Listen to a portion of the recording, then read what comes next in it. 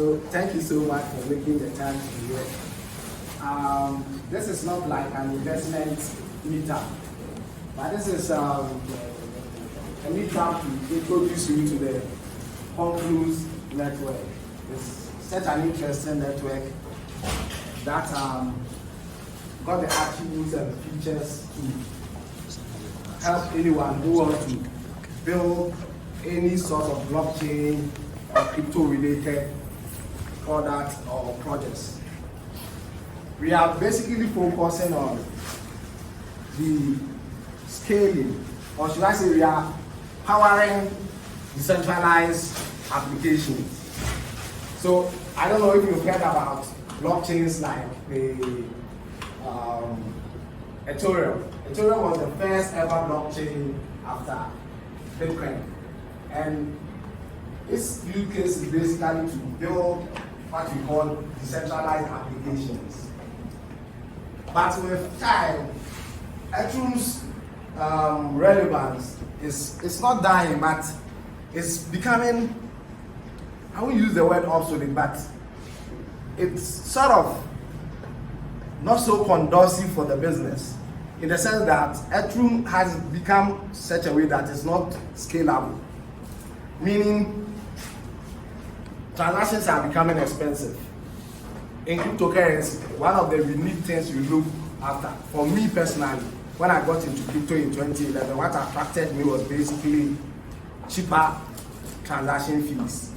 You can transfer any amount of money in crypto to anyone, anywhere in the world, from your cell phone, your PC, for like a tiny bit of whatever you are selling, a few cents.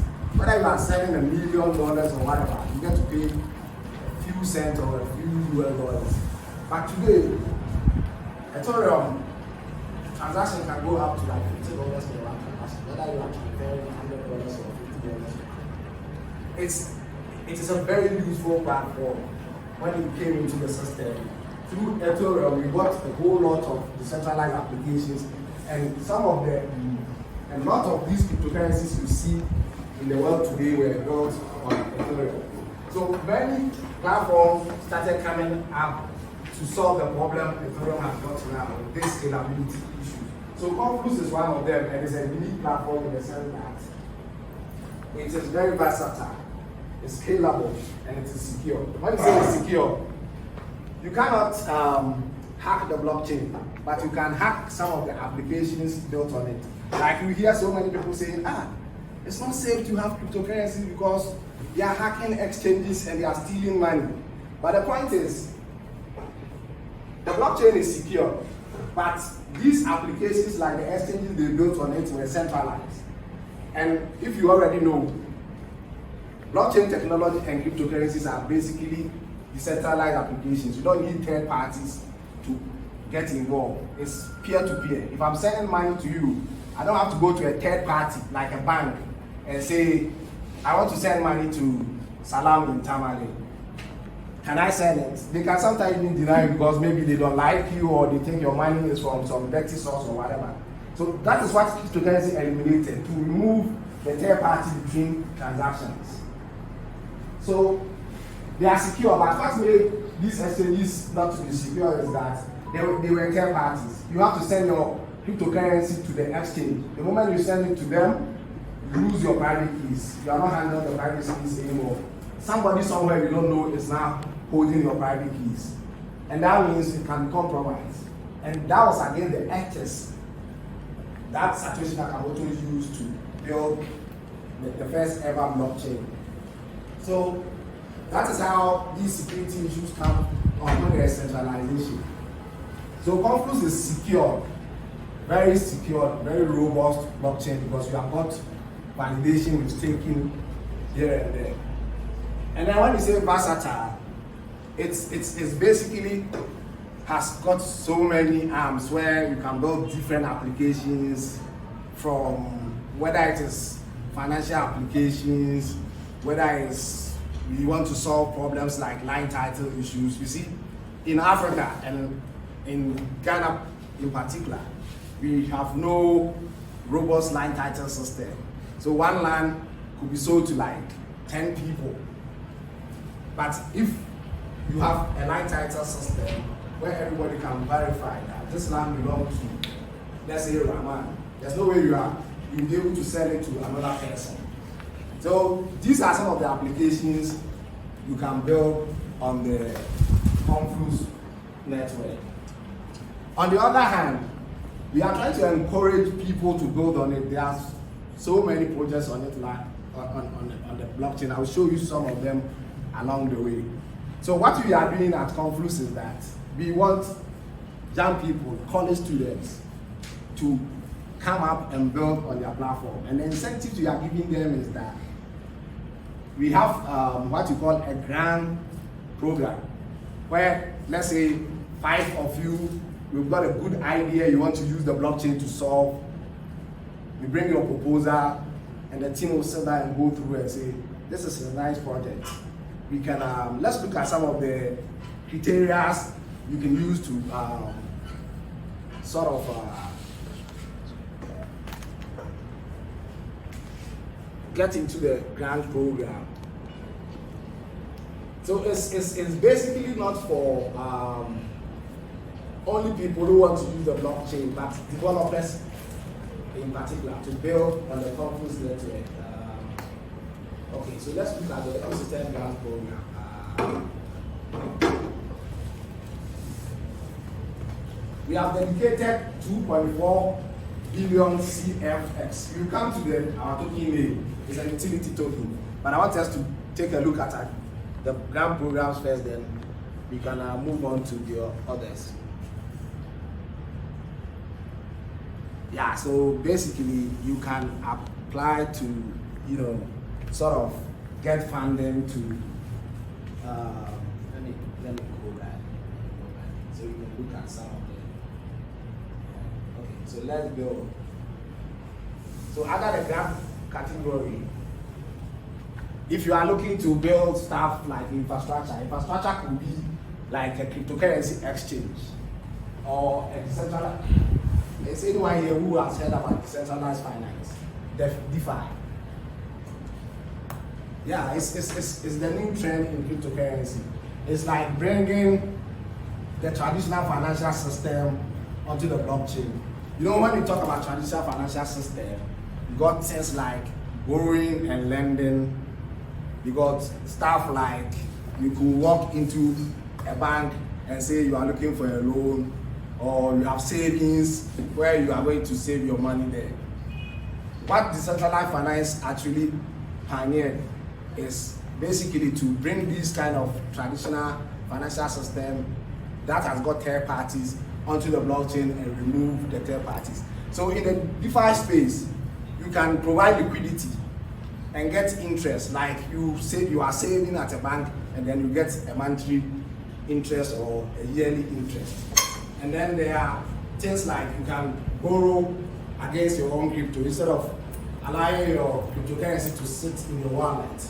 You can basically just utilize this as a collateral and get a loan to do whatever you want to use the funds for. And then you have the time to pay back and get your collateral, which is your crypto that was sitting idle in your wallet without using it. So these days, you don't just have to hold a crypto and say, oh, I have got $500 in Bitcoin, so I'm holding it. You can hold it, but you can put it to work by providing liquidity in any network. So other people can borrow it, and then you will get interest from it, or you share in the transaction fees of the platform. So those are some of the things you can build. And Conflux is said that it is a multi-chain, it is cross-chain. When you say cross-chain, initially at the inception of blockchain technologies, if you say this is Bitcoin blockchain and this is Ethereum blockchain, there was no way they could interact. They were just working in vacuum in their own different ways. But today, we have what you call cross-chain. So you can see a project that is on Conflux, and it can be on Binance Smart Chain, it can be on Polkadot, it can be on Ethereum. So that is how Conflux is. It is a cross-chain. So whatever you build on it, you can interact with other blockchains, or you can link it with other blockchains to get a multi-chain to work here and there. So the system is said that if you are looking to build Oracle solutions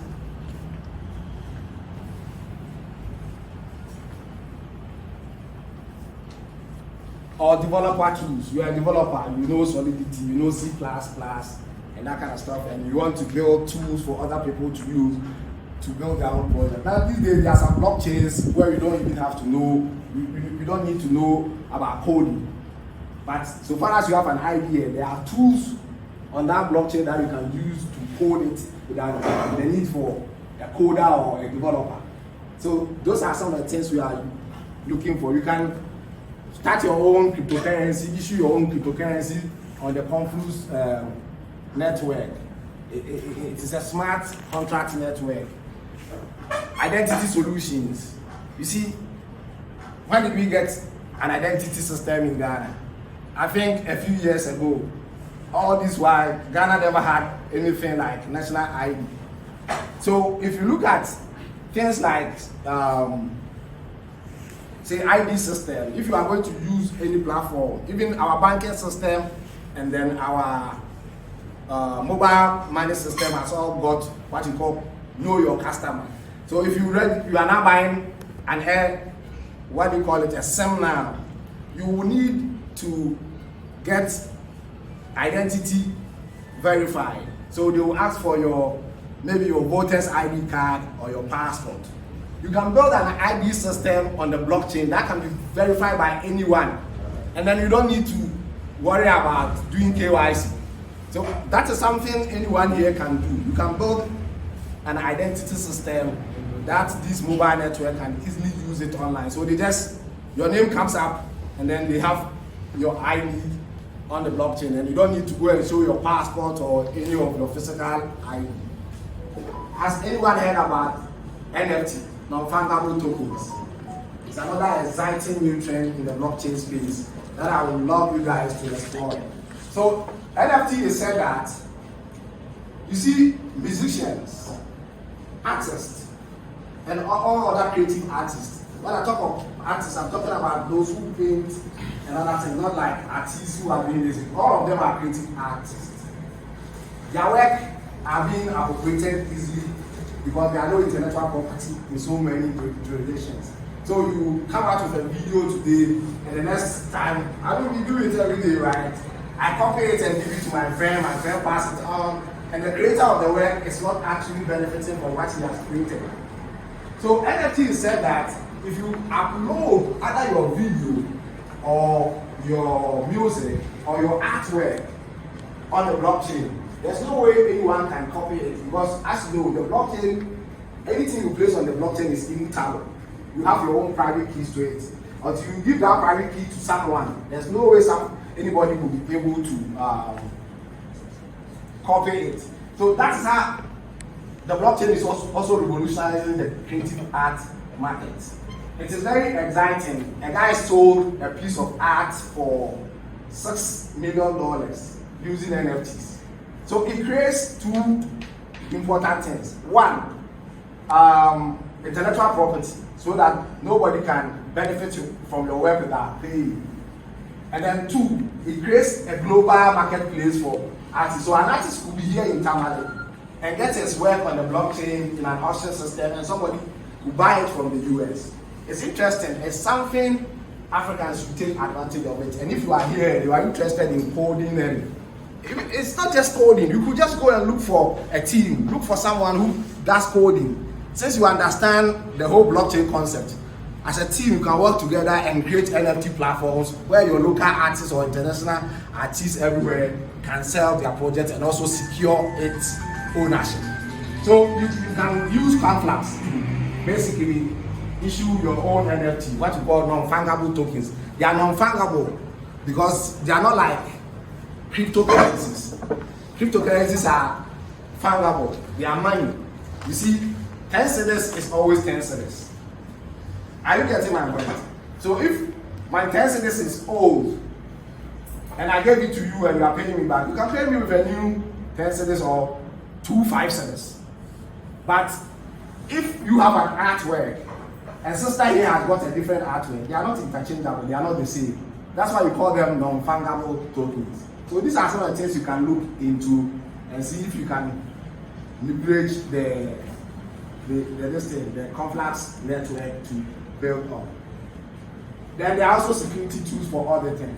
You see, it is very important that you sort of audit any software you are bringing out, including crypto and blockchain softwares, to avoid bugs that will allow malicious elements to kind of hack into your system. I think some of you know how a lot of money has been stolen from blockchain exchanges and then cryptocurrency platforms because the security wasn't tight.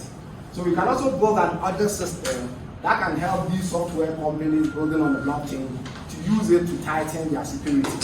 There are mobile game and development tools.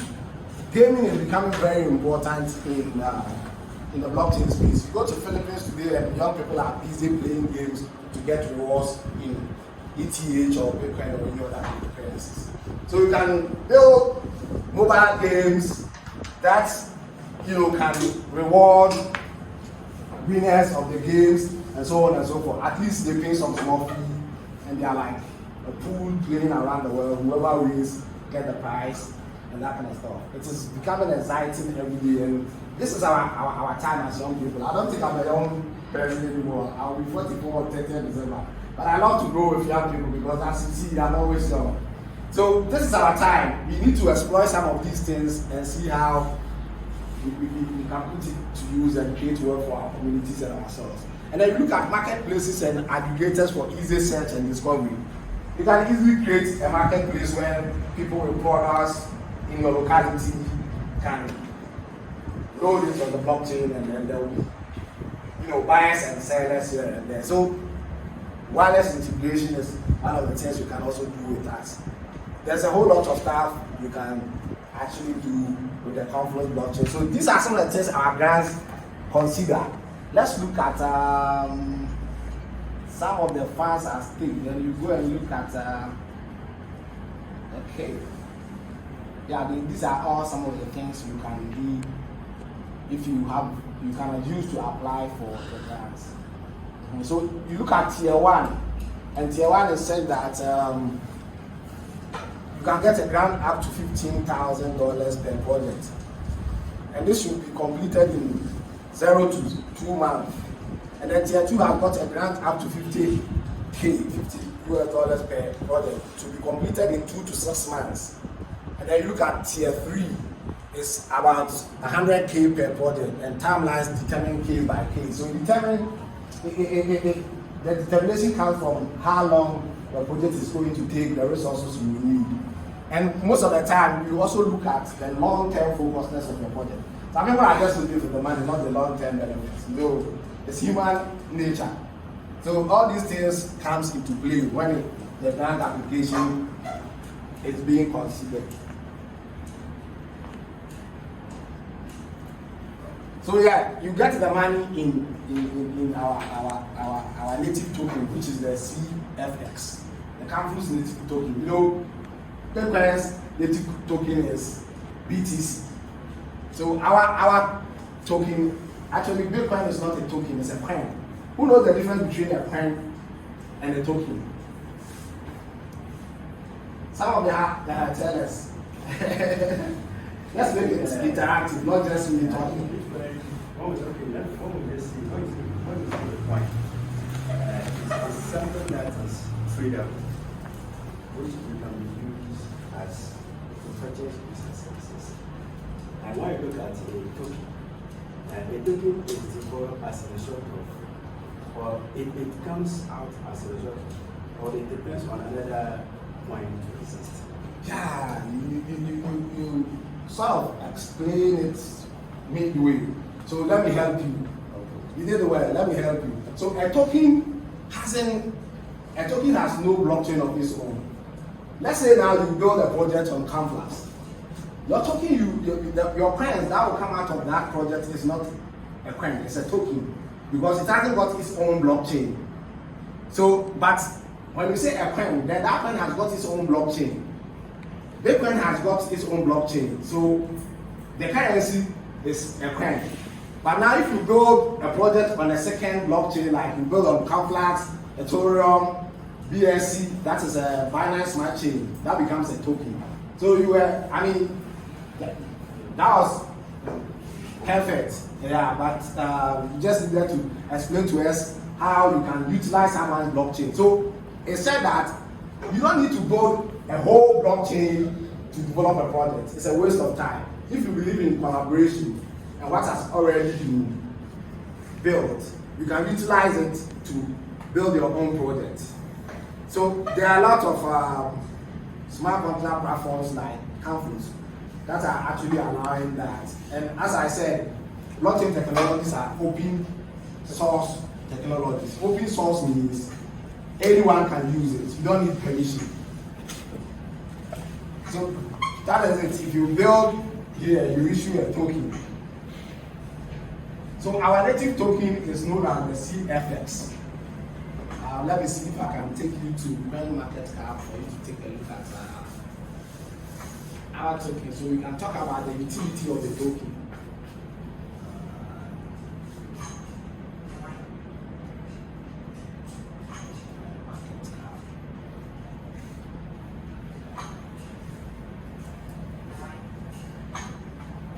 Yeah, so CoinMarketCap is basically an aggregator.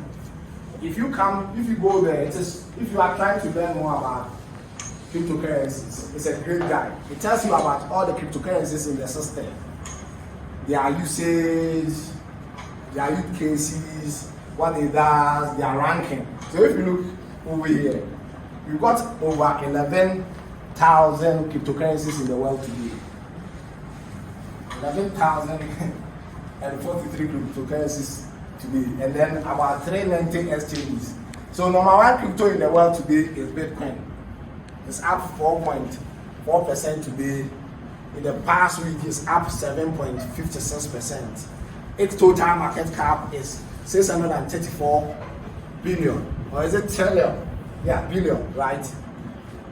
Like that. So you can, Ethereum is the number one cryptocurrency out there. So if you want to look for CFS or Conflux, you can just come here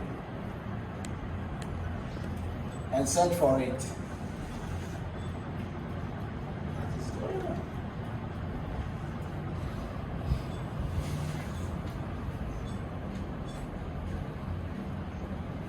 Yeah, so that is Conflux for you. It is selling at 21 cents. Still cheap. You can buy a lot of them, and they've got a lot of uses in the space. You can stake it in our ecosystem and get periodic passive income. It is also the currency you will need to pay when you are uploading a project or you are building on top of the Conflux blockchain. So it's got utility. When a cryptocurrency has got a utility, it means there's a use for it. You look at Bitcoin, and Bitcoin is only for payment. I own you and I have to pay you. You can use CFS for the same purposes. And then you can use it to stake in the ecosystem and earn passive income. And you can also use it to, build on the gas fee. That's what you use for the gas fee when you are paying for projects you are building on it. It's not expensive. It's like a few cents to do that. So it got utility. That means the tendency for the token to grow is very high because it got a usage within its ecosystem. Moreover, since it is a utility token, like I said, you can use it to also stake on our platform. Do anyone know what staking is? Usually, okay, I think I'll break them, you will be interacting about questions and that kind of stuff. But then, staking is said that if you have an amount of, say, a particular coin, let's say you have 1,000 Conflux tokens, not $1,000, but 1, 2, 3, up to 1,000 Conflux tokens. And then you lock it in the system for a period of time. If you don't move the funds within that period of time, you will receive a percentage of reward, what we call passive income. And then what it does for the network is that since you didn't sell your coin and you have locked it, it helps the price to go up. If you already know, the price of cryptocurrencies are determined by demand and supply. So why is it that only in May, Bitcoin price was selling around 60,000, and today it is selling around 34,000? People sold out. So when you sell, price goes down. When people are buying, price goes up. So every currency is supposed to be guided by that. But unfortunately, politicians have diluted fiat money, paper money, and you don't have that kind of unique features with money anymore. They keep printing money from their central banks. So then they will tell you that there's something called inflation. And when you ask them what is inflation, they will say, oh, inflation is when prices are going up. But we know very well that there's no cause of that effect. What makes the prices of goods goes up? When more money is printed, what is already in your pocket is diluted, is devalued. Because that money did not come from production. It just came from politicians and central bankers sitting somewhere and saying that we are printing money to finance this government project. So when it happens, the money in the system, the money that comes in will be chasing goods, and then it will give sellers wrong impression that, look, there's a lot of money in the system. People are asking to buy more. Then suppliers will take more stock. Before they realize the money that came into the system have been spent, and then their stock is still there, then price will go up. So basically that is inflation. If you are an economist, you might understand it better. But with things like cryptocurrencies, you can't get an inflationary, phenomenon of that nature, because it is naturally guided by whether I need this money or I don't need this money. Take the US dollar for example. It's the world trading currency. If you are going to China today to trade, you will first change your money into the US dollars. And when you get there, you change it into the renminbi, that is the Chinese currency. If you are buying anything in the world, the settlement will go through with US dollars. So that gives us the power to be one of the strongest currencies in the world, because everybody is using it. Nation states are using it to settle payments. There are others here and there. Individuals and businesses are also using it. So that's the reason why the US currency has got that kind of power. So we say something like, when the US comes, the rest of the world catches cold. So when the US prints more money, it affects all of us. And they are printing money without any hindrance. They are just printing money like that. Look at, since they came to power, all the bailouts and all the money is given out. Where do you think he got the money? The US government owns more than $33 trillion. You could go and research this if I'm lying. So where is he getting the money? He basically go to the Federal Reserve and say, print more money for me and let me give it out. Then they will export the inflation to the rest of the world. If you have heard this, recently China said they are not going to use the US currency as a world trading currency anymore. They are going to use their own renminbi. And it's interesting, these countries are also rushing to print their own cryptocurrency called CBDC. We call it Central Bank Digital Currency. It is just like fiat. And it's going to be worse. It will never make money better in the sense that it has got no limit. The supply has got no limit. If you look at here, you see that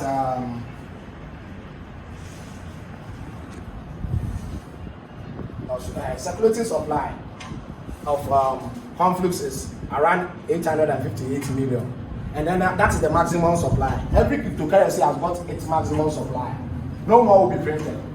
If you print more, the blockchain will give you out, because everyone can verify. Everyone today knows that the maximum supply of the total supply of Conflux is 858 million. So there's no way you'll be able to print anymore. That is what makes cryptocurrencies very unique. It's inflation proof. It's censorship resistant.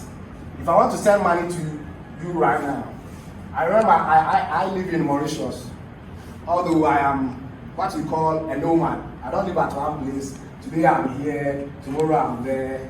Now I'm home. This is home. So once in a while, the vagabond would like to come home and see family. I went to a bank in Mauritius and I wanted to send money to someone in Uganda. They told me that you can't send money to that place. Why? Because Uganda is on the list of some FTA, blah, blah, blah. It is risky. It's a destination that is good for laundry, money laundering. So they have censored me. It's my own money. But they are telling me I cannot send my own money to somebody I like. That's how fair it is. But if it were to be crypto, I could have just gone on my phone or my laptop and send it to whoever I wanted to send it to. And then they tell you that it's a tool for what do you call it? Criminals like drug dealers, people trying to launder money. I mean, if you are talking about criminals, politicians are more criminals than any other people under this. Look at how they run our countries and ruin our lives. And if you talk about drug dealer, terrorism, or whatever, I mean, last year the IMF the US government fined JP Morgan Chase Bank about $3 billion for laundering money for people. So if everybody can be laundered, does it mean that that money is evil?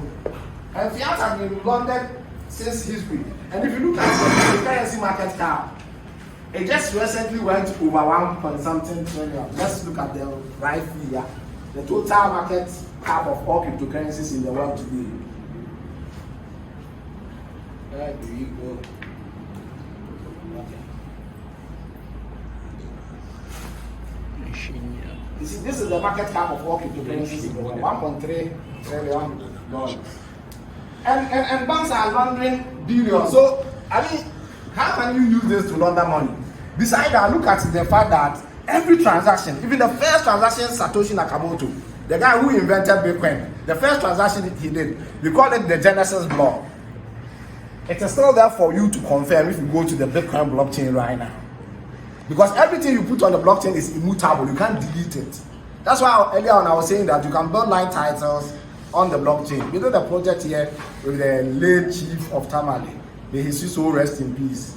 And we were piloting light title projects on the blockchain. That was way back in 2015. Those are some of the things you can do with the blockchain.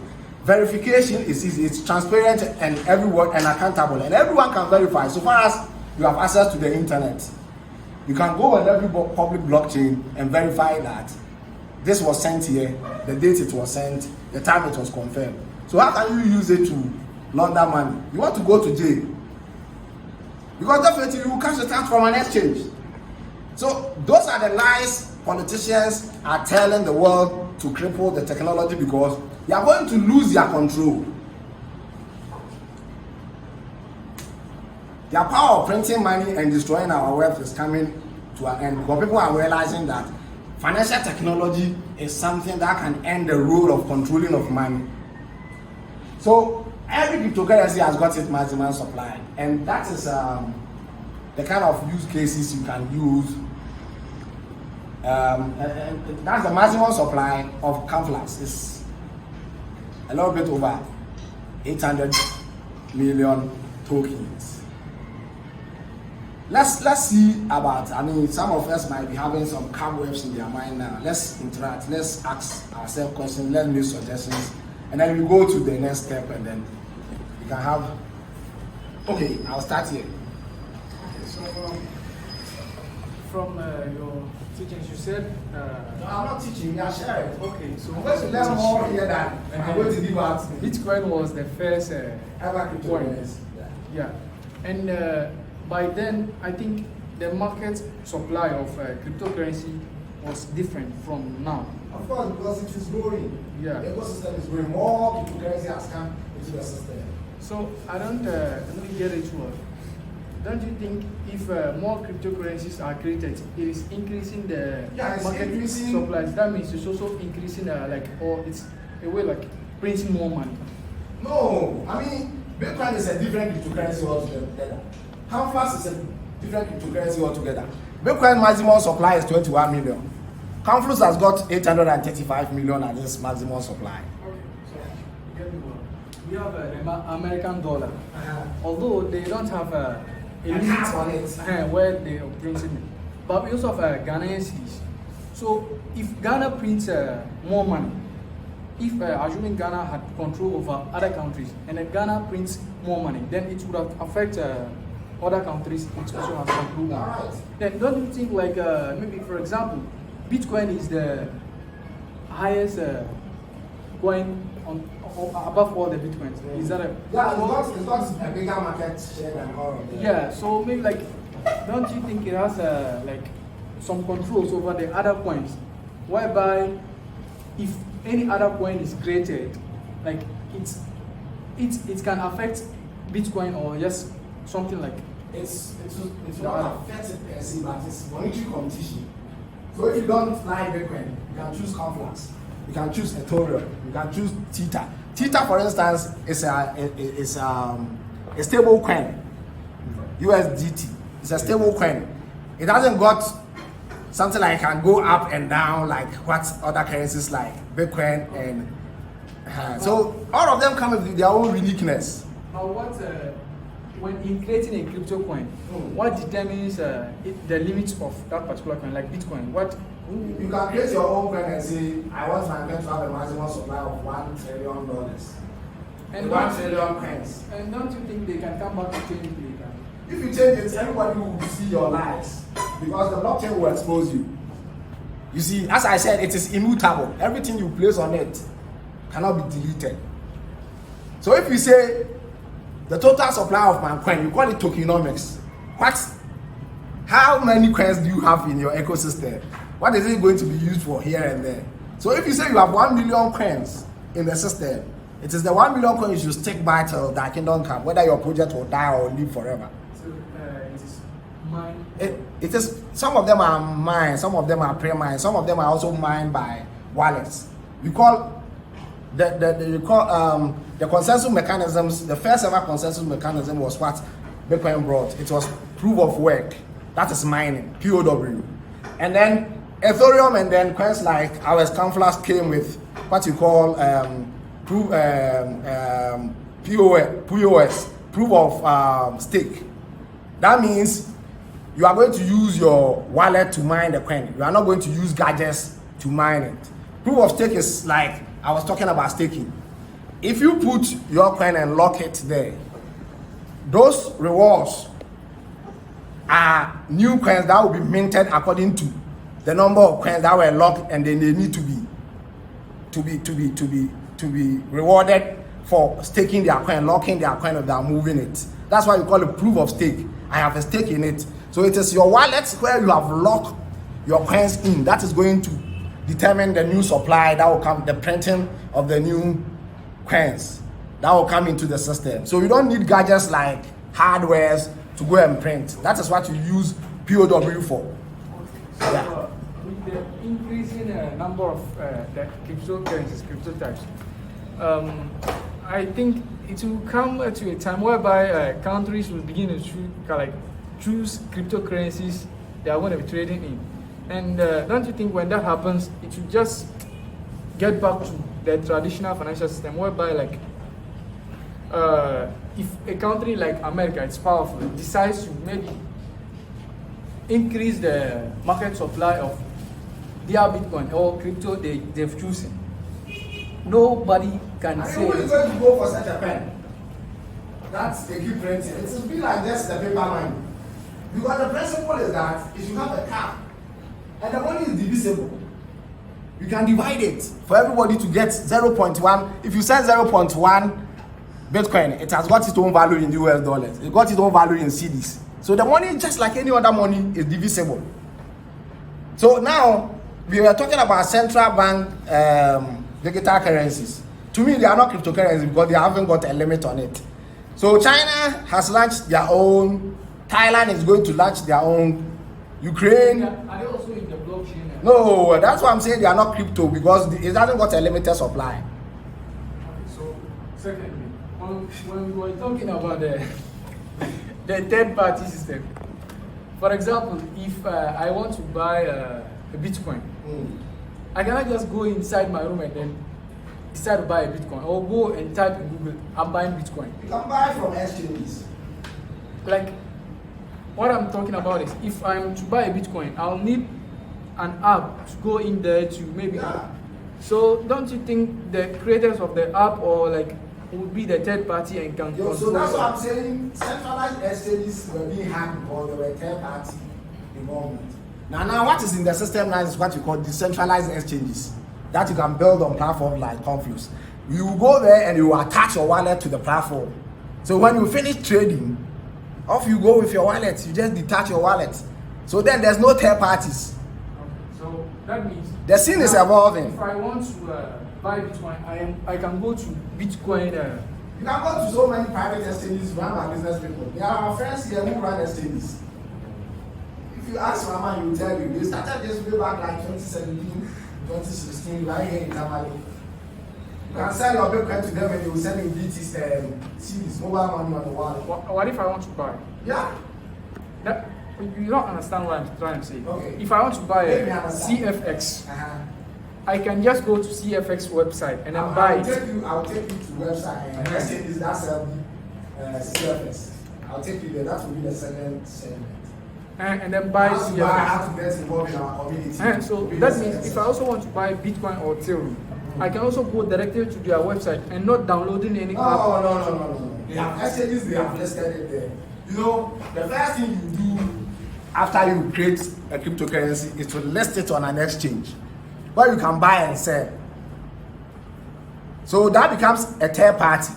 Not a third party into the sense that there's a middleman in between. If it is a centralized exchange, like what came earlier days, then you are going to surrender your private keys to certain people. If they mess up, you are also messed up.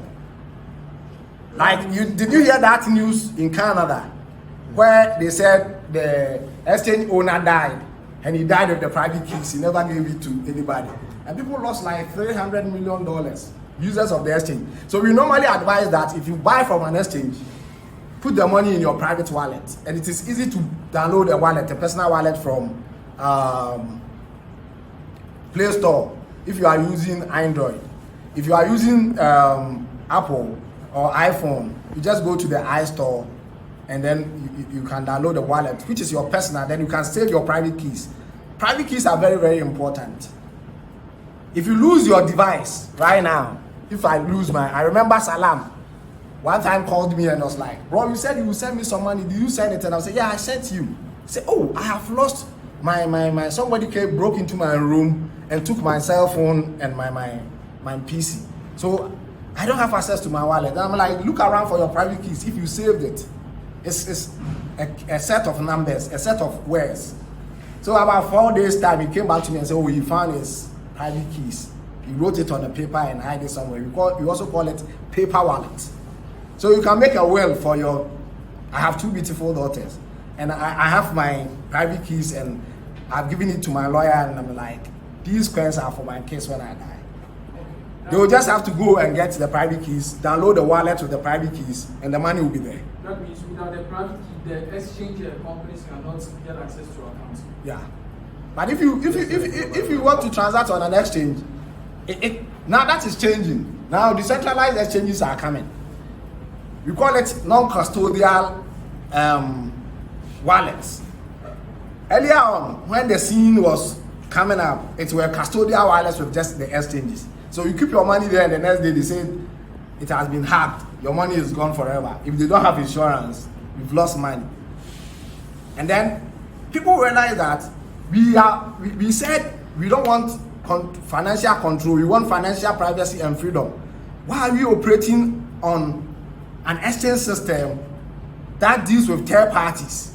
That is centralized. That is run by individuals. So then the genius guys like you in this room who are going to build on Conflux came out and said, no, we need to build decentralized exchanges where there are no third-party involvement. So they came out with what you call non-custodial wallets. And non-custodial wallets are said that you just attach your wallet to the exchange and do all your transactions. When you are done, you detach it and you are gone.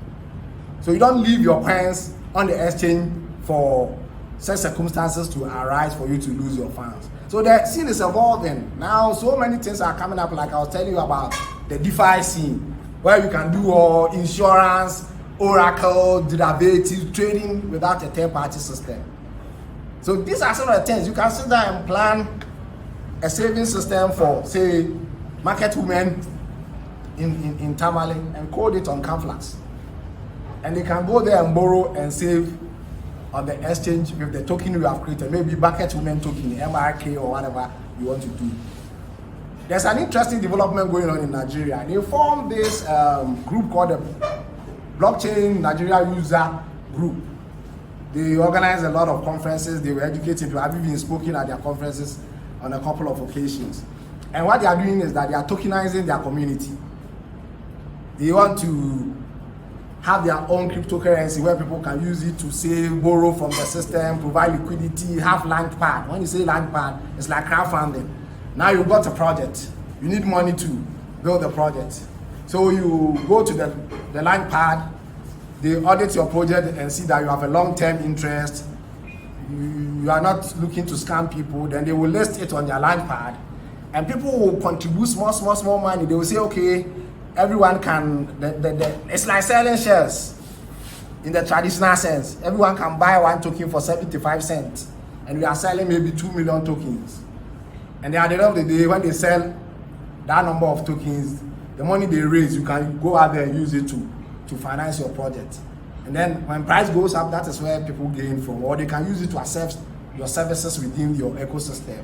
So the number of people here in this room, we can start our own community, tokenize it, and make it a currency that can be used for specific use or used for payment or whatever we define it to be used for.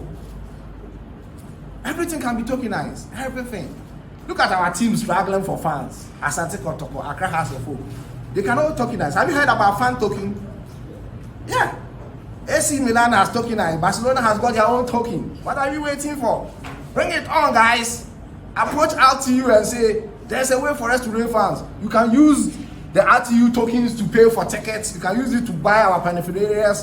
You can use it to do a whole lot of stuff. Then you will see shops within Tamale that will accept RTU tokens.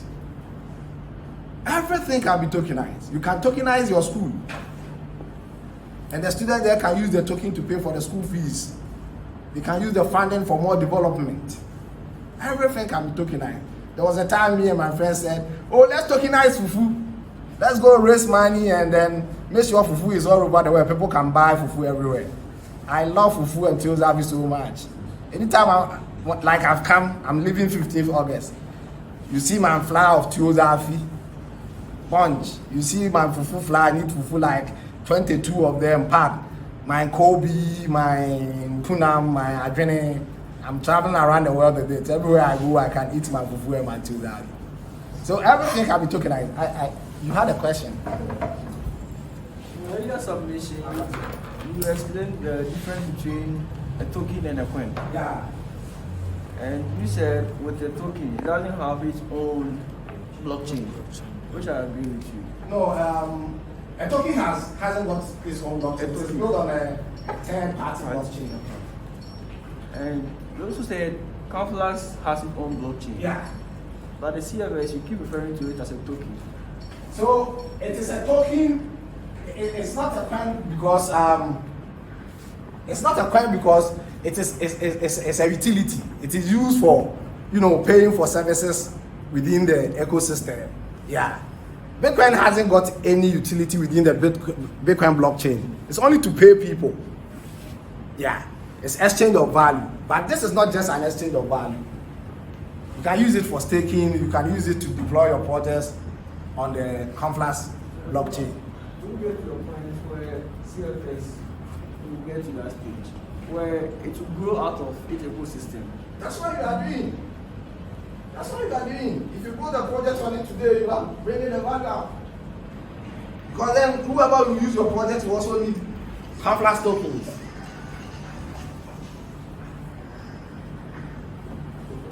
Anyone else? Okay. For how long has it been in the system? Our Conflux is less than 3 years. Less than 2 years. Yeah. So we're looking to, what we are doing now is partnership with universities and businesses. In Ghana, for instance, there's the KNUST Blockchain Hub. They are partners. We haven't concluded negotiations yet. There are investors in China and the US. And there are other individuals who have also built projects on it. Let's look at some of the projects that are on the Conflux blockchain. Then we will talk about getting involved.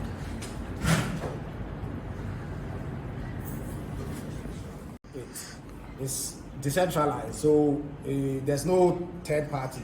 It's peer-to-peer. You and a machine are dealing. You got what you call automated market making. That means it's like robots executing the trade. You are not dealing with any private entity. And these are powered by what you call smart contracts. Moondex is also another decentralized exchange. And then Flux. Flux is a DeFi application for earning interest through lending and borrowing on the Conflux network. So let me see you guys getting our grants to build your own projects that will have native Ghanaian borrowing and lending platforms. And you can't cheat because everything is on the blockchain. So if you intend to cheat, your community will find out and they will sell out and leave you there. A lot of projects died down because the community wasn't honest. I mean, I've been in this space for 10 years. I can strongly say that I was the first person to start blockchain education in Ghana. Our friends you see here in Tamale who are strong in the industry, most of them came through the programs and projects I organized in Ghana. And I've seen a lot of projects. I've even built projects that died down because my teammates didn't have the same mindset. And it's like running a business and partnership. If you fight and you are not on the same page, you end up, killing the project. Yeah, so these are some of the projects. I hope next year when I come here, I'll be showing some projects from some of you in this room. Yeah, now how do you get involved with Conflux? Like we discussed the grant application. It is important you build on Conflux. It's free. You don't need anything. Like I said, you use the Conflux and the CFS, token to actually pay for deploying your application. It's a small amount of money. We believe that innovations shouldn't be hijacked by high transaction costs. That is the dilemma of the Ethereum blockchain. It is the biggest smart contract blockchain. And most of this, you see, USDT is the number 3 cryptocurrency in the world. It was built on Ethereum. If you look at, say, top 10, okay, let's look at top 10 on the crypto chart. And let's identify projects. USDT was deployed on the it's actually built on the ETH blockchain. Cardano has got its own blockchain. It has got the same functions like Conflux and then Ethereum. You can build projects on Cardano as well. SRP is for payment and bank interpayment. It wasn't built on it has got its own blockchain. USD coin is built on Ethereum. Have you heard about Doggy Coin making all the noise around here? Yeah. It's a coin that has got no utility, but people are just pumping it. It wasn't built, it has got its own blockchain. Polkadot is also like us. You can deploy projects on it, and it is cross-chain. In fact, our project will soon be on Polkadot, Binance blockchain, and other cross-chain. Uniswap, this project is dope. They actually pioneered the decentralized exchanges idea. Like I said earlier on, all the exchanges in the system were centralized. And because of that, they were having security issues. So Uniswap actually pioneered the idea of, there were some decentralized exchanges, but they were slow. They didn't have the attributes that centralized exchange had. So people were not so enthused about using them. And then these people actually made decentralized exchange big by introducing what you call AMM, automated market making. So you can go to sleep and order a trade, and by the time you wake up, robots have been able to do it. And then they brought what you call liquidity provision. You have crypto sitting in your wallet, not doing anything. You can go on Uniswap and then provide it there, then you get interest for providing liquidity. So it's like all the transaction fees generated on the platform are shared among those who bring their money for other people to be able to accept it, whether for loan or for trading, providing liquidity on the platform.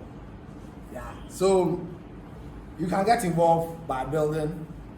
You can get involved in our communities. We do constant airdrop.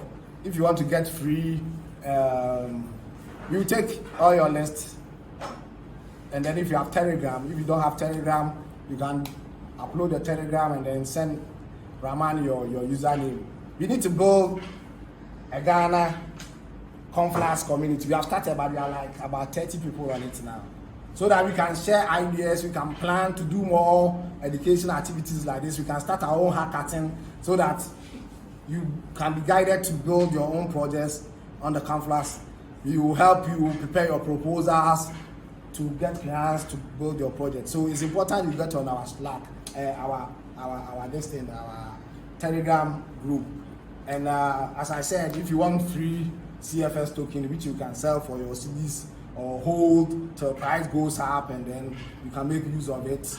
We constantly do free airdrops for community members. I think as the community is growing, in like end of this month or even next month, we are going to do an airdrop, because Kenya did their airdrop about a week or 2 weeks ago, the Kenya community. So let's do, and then we have the ambassador program. We call it the CALS. That's what we call our ambassadors. So if you want to be an ambassador of Conflux, you can also just go to our website and see the ambassador application there, or you can contact me or Rahman, and I will talk to the others about your interest in starting a Conflux community wherever you are. You can just even be writing for us. It's an ambassadorial role. You can do things like graphics for us. There are so many roles you can do. If you're a developer, you can join as ambassador, and then you can be giving funds to go and train other developers in Solidity to be able to build on Conflux. We are a community where no one is left behind. Our interest is to bring more people into the Conflux ecosystem. So you can follow us on Twitter down here, and this is our general Conflux Telegram. If you go there, there are a lot of people from all over the world that you can interact with and learn more about the ecosystem. And then if you want, this is Discord. You can also join our Discord group. And then Medium, we constantly provide updates about the project and where the project is heading over there. You can read our articles we post there.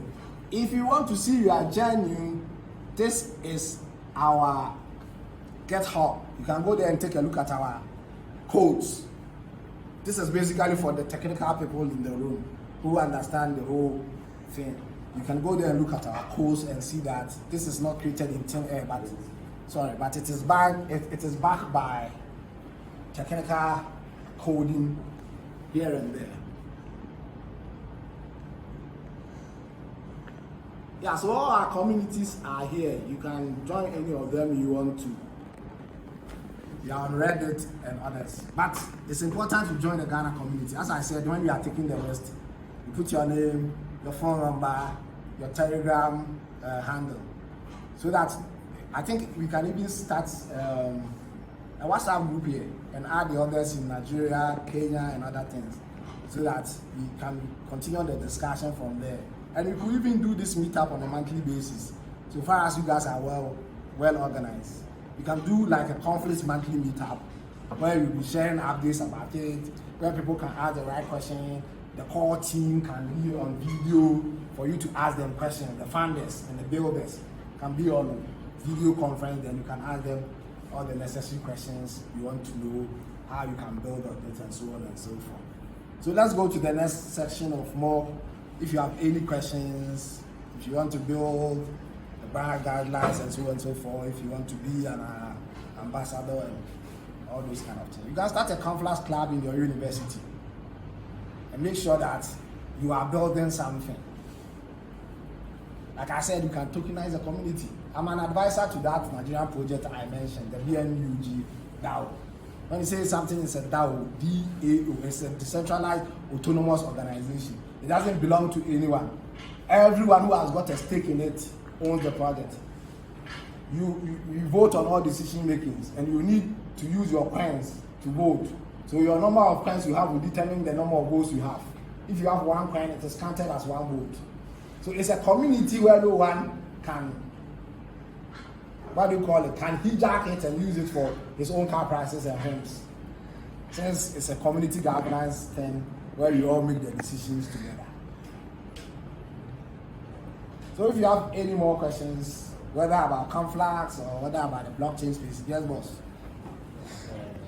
You said Conflux is almost 2 years now. Has it got any backing internationally? It's like our partners, and let me show you some of the partners we've got in the ecosystem.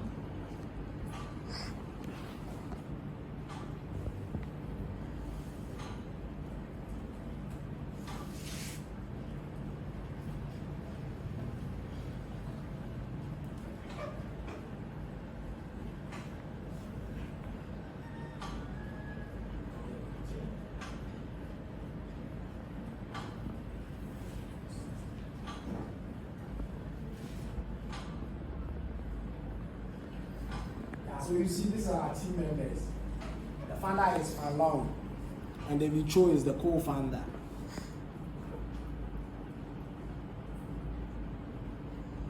Even got some ladies. I got 2 beautiful women in this room. That's our biggest problem in this space. A few women are into tech, and therefore blockchain also lacks that kind of representation by women. So you want to see the women. There's the Blockchain Women Association for Africa and the global groups that you can get involved as ladies. It's not all about coding. I don't know anything about coding. The worst subject for me is simply mathematics. But I'm everywhere with crypto. Thanks to central banks and their mismanagement of money, I got a new career. I was a journalist. But I've now got a fulfilling career in this space. I got like 5 jobs I'm doing. I sometimes sleep 4 hours in a day. I don't need to be in any office. All I need is this. I represent a lot of companies as ambassador, as country lead. They all brings in money. All I need is a laptop and an internet, and I can work anywhere. Because the idea of let's all come into one room every day, salute each other and work is gone. It's just that some people are trying to resist change. We have a team, a new project we are building, we call it Victory. And we got team members from Nigeria, Japan, 2 from Ghana, Kenya, USA, South Africa, Germany, Estonia. It's so interesting when we all go on a video call or a Zoom call to do a meeting. You see that the synergies of international cooperation is here. We are not fighting each other. We are coming together for a common aim to build something greater for humanity. These are things that will bring peace, and things that makes us go loggerhead with each other. And you can also, all of you in this room can pick jobs. I'll take you to a website where you can look for jobs. It's not just in the technical side, marketing and all those kind of things, copywriters. My first job in the crypto space, I was a writer for the Cointelegraph, the #1 news portal for the blockchain and crypto space. And that's where I developed most of my networks. I interview almost all the founders and leaders of the early days blockchains that came up and cryptocurrencies that are out there today. So from there, people are like, you're a good writer. Why don't you join us as a communication director, as a communication, blah, blah, blah, blah. Then writing even became lazy for me. Because if I write 1 article and it's $500, and they allow me to write 4 in a month, and then a network wants me to work for him and he pays me $5,000 a month, why should I go and write? Writing is not an easy job. You have to use your brains, research and stuff. So there's a whole lot of things. Graphic artist. As I speak, one of the projects I work for is looking for a social media manager.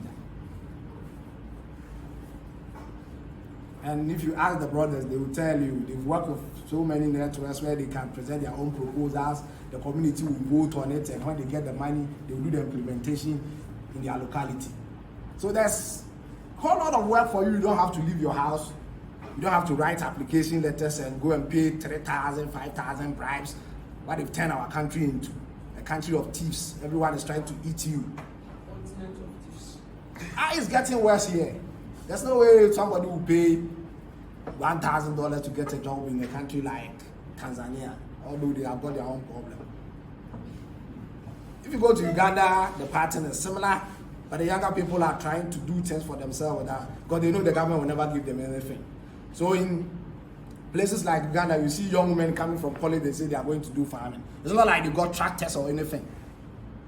They're just going to do the things your mothers did.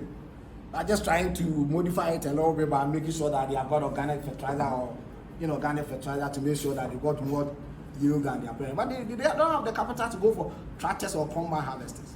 I mean, imagine a Ghanaian young woman who have left Legon saying, I'm going to do farming. Never. You go and do slave queening. So there are differences here and there throughout Africa. I've been to 28 countries since I started traveling through Africa, promoting blockchain technologies and writing about its community. I've lived in places like Zimbabwe, Rwanda, Tanzania. I'm now a resident of Mauritius. It's for long term because Mauritius have got some good things they are doing that side. They got a sandbox for blockchain companies. They're allowing blockchain companies to come there on tax-free stuff and that kind of things. It's interesting. Those are some of the things we need to advocate to get here. It will bring a lot of jobs here. So the pattern is the same, but then you can't go to Botswana and do that. You go to jail trying to bribe a police officer. Yeah. It's a corrupt continent, but you see some exceptional cases. I have stories like I got to Nigeria in 2017 and before immigration officers would stamp my passport, the power went off. Murtala International Airport. When I was a kid, it was one of the best airports in Africa. And we have to use our phone light for them to stamp in our passport. And when we were done, how are we going to get our luggages? The carousel bringing the luggages are powered by electricity. Another story of 2 hours of waiting, then they have to show us where we can go and find it. Then we went there with our torches and then we took our bags. That is how Africa is. We have got our own problems here too. Even this Botswana thing I was talking about that they are not corrupt. In 2017, they bought 5 jet fighters for I think $5 million, $5 billion. A small country of 1.2 million people. What do you need jet fighters for? Their neighbors are Zimbabwe. Zimbabwe is broke. They have no money of their own. What are you going to fight it? South Africa is a friendly state. They are your big brother. They will never attack you. So it's insane. And then you pass through some of the streets and there are no electricity. It's dark. Like they are putting up CCTV cameras down. And then you don't have power. Where is the power to power the CCTV? You see, they just want to control our lives. You have no power, you are putting up CCTV. So the problem is, like, you see, everybody in power here is more than 40 years in this country. That is why they got an account for. Because then, if they don't like you, they can censor you. If you have a big mouth like me, they will say, hey, you can't have access to your money. You can't transfer the money to that one. You can't do this, you can't do that. There's nothing like that. So sometimes I tell people that crypto is not for everyone. If you are in a first world country or a developed country, what are you going to use crypto for? Maybe you hold it for the what you call the store of value. But then crypto is for underbanked and unbanked people like us and oppressed people like us. You are poor and they are using inflation to eat your money, to steal your money, to keep you poorer. But then you can use crypto to leverage all these and navigate all these difficulties in third world countries. So I believe it's not for everyone, and I don't think I'm the only person. Even big guys like Andres Atopoulos, I'm doing a similar thing he's doing, but he's going all over the world, preaching, evangelizing crypto and blockchain. He also thinks that it's not for everybody. So Conflux is powerful. let's do something. I'm always there. I'm not the type of guy you can't reach. No, I'm not a CEO. I'm not a boss. They don't call me Mister. They call me Kofi or Africa or Frisco. You can always reach my inbox. You can discuss. I can link you to people in the space. Let's try and build something for our communities and for ourselves. Any other issues? Or you just go for refreshment and then talk one-on-one and that kind of stuff. But you can also download a Conflux wallet. This is our white paper. You see here, economic white paper. If you want to learn more, you go to the website and then you go to the far right corner. You find it there. You can learn all about it, the technical and non-technical views. And if you want to get our wallet, which is very important, I should have brought some CFX to share with you, but that shouldn't be any problem. If you download the wallet and you reach out to me, I'll find a way to get you some. But first, the two ladies who came here, I'm going to give you some free Conflux. You've done well. You've made our mothers proud. You've made our always the best. Look at Anaya Santua and Queen Amina. The 4 wars men ran away from. You are the best. So let's see how you can download the Conflux wallet here and on Telegram. Let's join the Ghana community and see how we can leverage the Conflux community to do things to change our communities.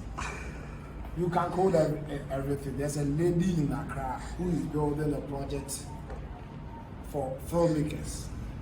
So if you're a filmmaker, you can download your work on the blockchain, and people cannot copy it, and people can watch it everywhere in the world.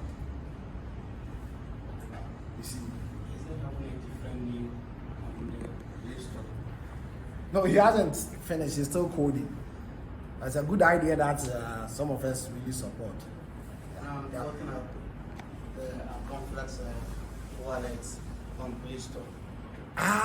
We don't have this thing yet, the mobile wallet yet. But you can download MetaMask. MetaMask is for any ERC20 token or ERC compatible token. You can get MetaMask on Play Store, and you will be able to integrate your CFX wallet there.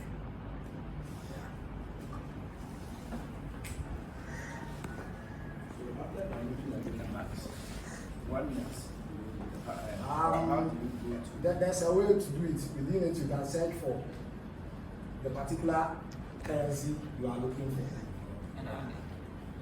If you have any problem, you can contact my man or myself. Get the wallet. Let's see how we can get our first Ghana airdrop. So at least you can see you have some CFS in your wallet.